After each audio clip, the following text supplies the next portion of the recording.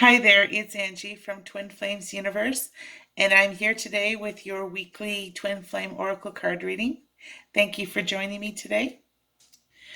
Okay, so I've already pre-shuffled and pre-picked the cards to save some time, so we'll get right to it. The decks that I'm using this week are the Romance Angels by Doreen Virtue. Very popular deck. It's one of my favorites. Actually, it's one of the first decks I bought. And the next one is the Gateway Oracle by Denise Lynn. And the last card is Power of Surrender by Judith Orloff. Now, we used this card last week, and I actually think we're going to finish up every reading with a Power of Surrender card because, we can always go deeper into surrender. Okay, so starting with the first card is Religious Factors. Your love life is influenced by your religious upbringing and spiritual path. Well, of course. Your twin flame union is a divine union. It is, you do it, you co-create it with God. You're doing it with God.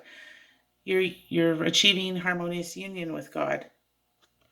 Your twin flame union is God's desire. It's He planted that desire in your heart because it's truly God's desire for you to be with your twin flame. Oh, it's a beautiful card. But, there's a lot of other components to this card, I believe. When it says your religious upbringing, I believe that, has a lot to do with a lot of people who have blocks to God or are triggered by God or, have upsets with God. Is a lot of it's usually based on, what they believe growing up, their experiences, that God was a punishing God or vengeful God. And that's simply not true. All of those things, they weren't created. They're not in alignment with love. They weren't created by God, so they can't be of God. God's a loving God. He's a perfect God, and He only sees perfection in you.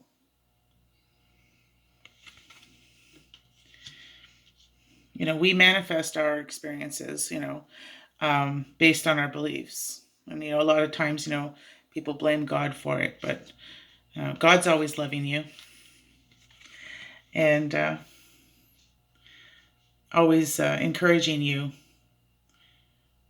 to love yourself. And, another thing that kind of comes up with me when I look at this card as well is on this path, our healing path. And a lot of us think sometimes, I've heard this a lot in the groups and the forums and different, twin flame groups, that people think that they are more enlightened and more spiritually aware than their twin flame, that their twin flame is somehow behind them, and which that's simply not true, because you and your twin flame are one and you share the same consciousness. So you're always on the same page. You're always healing together and you're always moving together. Your twin flame is just as enlightened and spiritual as you are.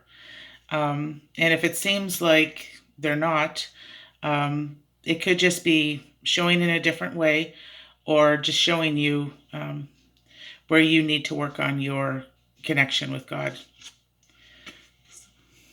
Yeah. This is a beautiful, beautiful card, picture on this card. The crown above her head, crown chakra. It's our communication with God. So it's beautiful. Okay, so the next card is Following Your Bliss. My soul sings with joy.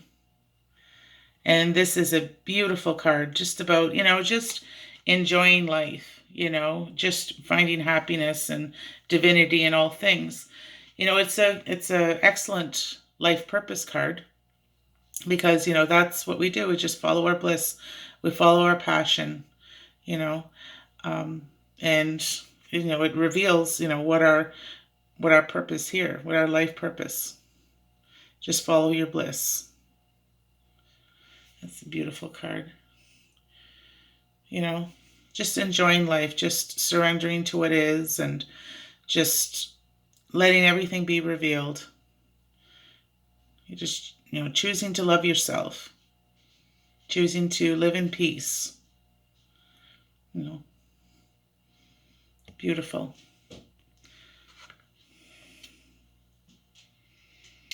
Okay, and the last card is Surrender Defensiveness.